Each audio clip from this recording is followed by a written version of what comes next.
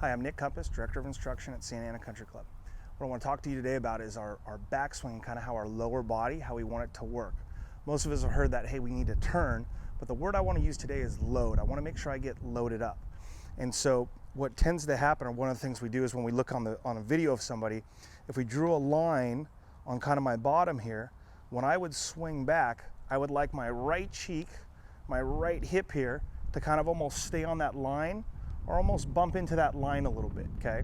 I'm gonna put a picture up here. You can see this player here, how he's kept his bottom against the line. I'm gonna put a picture up also of somebody who's come off that line. And again, it kind of comes back to balance. So now, as I get going back, if I come off that line, well, now I'm gonna be more on my toes. I'm gonna be crowding that golf ball. That can lead to some thin shots, some heel shots. None of those really we want, obviously. So here's a drill to help you feel kind of how we would get loaded. Again, when I put people on the video, what I will do is I'll draw a line on their bottom here. So when they're set up and they've got this line here, as they go back, they're gonna stay against that line or almost feel like they're pushing that right cheek onto that line.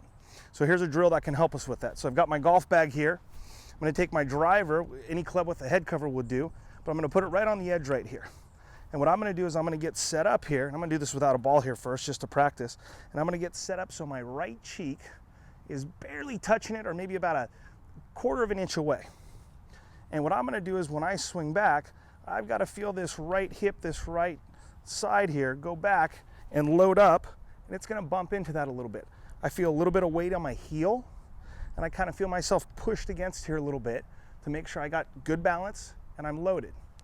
When I get here, hey, that's gonna make it a lot easier for me to swing down to the golf ball.